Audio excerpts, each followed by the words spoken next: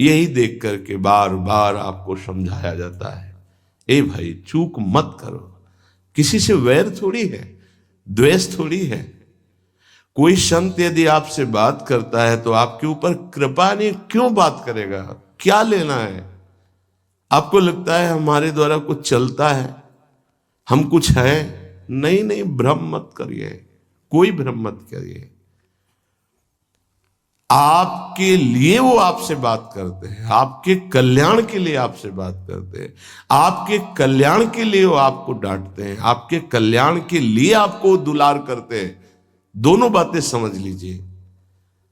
जो लाडली लाल में चित्त लगाए हुए हैं उनको कहीं किसी सुख की आकांक्षा नहीं। सच्चाई से समझ लीजिए। अगर वो सुख का कहीं खेल खेलते तुम्हें नजर आ रहे हैं, वो तुम्हारे लिए, तुम्हें दुलार कर रहे हैं, निकल चलो। तुम्हें डांट रहे हैं, निकल चलो। तुम्हें प्यार कर रहे हैं, निकल चलो। तुम्हारे मन को अपने प्यार में फांस करके श्री जी के चरणों में समर्पित कर देना, यही काम है।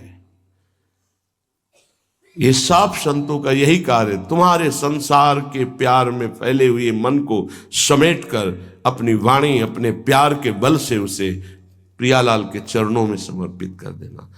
पर आपके अंदर ये चाह हो जाएगी, तभी आप उस प्यार को समेटने में सहयोग दे पाएंगे। मुझे अब इस ब्रह्मा के रचे हुए माया से मुक्त होना है, पर आप तो इन्हीं खिलौनों में राजी हैं। और जब इन खिलौनों से मन को हटाने की बात कही जाती है तो आपको बुरा लगता है। आपसे जिसे कहा जाता है कि अब आप ऐसे रहिए, मनो चिन्हारो नाय, तो आपको लगता है कि हमारे संबंधों में प्रहार कर रहे हैं। तुम्हारे संबंध जितने हैं इनका प्रहार पहले हो चुका है काल के द्वारा, तुम इनको नहीं रोक पाओगे। काल पहले ही काट चुका है सारे संबंध। बस तुम संबंध का राग लेकर के यहां से जाओगे, दुर्गति हो जाएगी। और संबंध को प्रियालाल के चरणों में समर्पित करके जाओगे तो सदगति हो जाएगी, अनुराग हो जाएगा। जो आसक्ति संसार के संबंधों में है, वही आसक्ति जब संत महापुरुषों से हो जाती तो मोक्ष का खुला हुआ द्वार, ये भगवान कपिल देव जी कहते हैं। आप अपना अधिकार अपने में मत रखिए, गुरुजनों को दे दीजिए। अब हमारे जीवन की बागडोर आपके हाथ में है, आप जिस दिशा में चाहें ले चलें। हमारा केवल आपकी आज्ञा पालन करना कर्तव्य। तो कह रहे कदापि चिन्मयादुपरि चेत स्पृहा रोहिणे।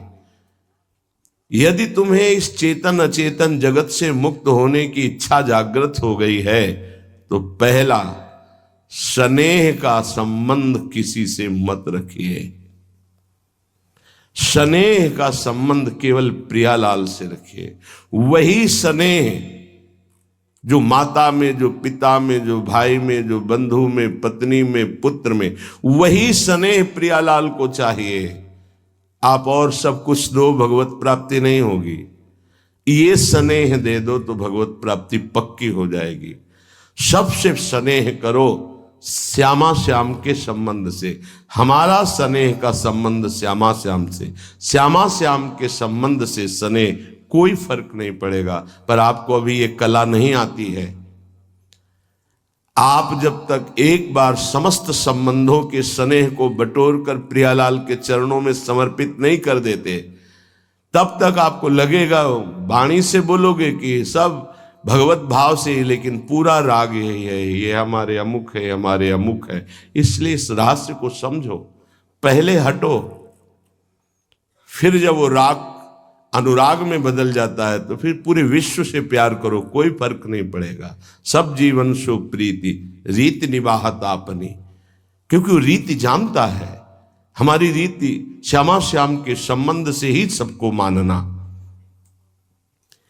एकांत की रति विधान करो, शब्दों को समझिए।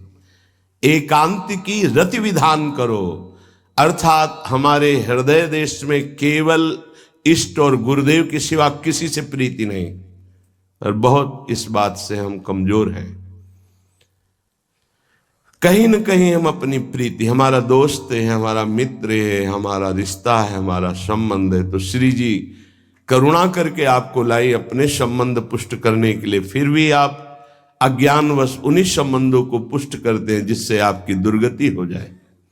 जो आपके, अरे एक हिरण के बच्चा के संबंध ने एक जन्म नष्ट कर दिया, फिर और किसकी बात करें। इसलिए एकांत की रति विधान करो। एकांत की आपकी रति हो चुकी है, इसका परिचय आपके सामने भारी विपत्ति आई, मन केवल श्री जी में, भारी संपत्ति सुख संपदा केवल श्री जी में मन, यह है एकांत की रति। अब उसको कोई विचलित नहीं कर सकता। जहां विषयी जन रहते हैं, विषयी जन संभाषण करते हैं, उस स्थान में, उस भीड़ में, उन लोगों के बीच में अरुचि हो जाना। रतिम मदन मोहने विदधताम तदेकांतिकीम। एकांत की भक्ति, विरति, जन समुदाय, प्रपंच भाषण करने वाले, इनसे संबंध नहीं। ना संतु जनतापने प्रतिवसंतु वृंदावने। जनता अर्थात केवल विषय प्रपंच की वार्ता करने वाले, तापने, हृदय में ताप पैदा हो उनके संग नहीं, मुझे संग नहीं, कोई भी हो, प्रिया प्रीतम से तुम्हें मतलब नहीं, उनकी चर्चा से मतलब नहीं, उनके संबंध से मतलब नहीं, तो हमारा आपसे क्या संबंध। देखो, जगत के संबंध प्रियता दिखा करके भोग सामग्री दे सकते हैं, धन दे सकते हैं, व्यवस्था दे सकते हैं, पर प्रियालाल की प्रीति नहीं। पूज्य श्री रघुनाथ दास गोस्वामी जी जब अपने गृह का त्याग करके महाप्रभु चैतन्य देव की शरण में गए, तो 2-3 दिन जो महाप्रभु को भिक्षा आती थी उसी से महाप्रभु दे देते थे।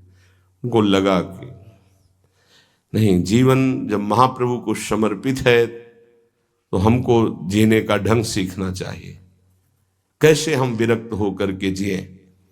इतने में घर से भेजे हुए बहुत से सेवक, रुपया, सामग्री, रसोईया सब आ गया, क्योंकि बहुत बड़े धनी थे उनके पिताजी, और पिता के भाई दोनों के बीच में एक लाड़िले पुत्र थे पूज्य श्री रघुनाथ दास गोस्वामी, जिनकी समाधि राधा कुंड में विराजमान है। ऐसे ही भक्ति वीडियो देखने के लिए आप मेरे चैनल को सब्सक्राइब, लाइक और शेयर करें।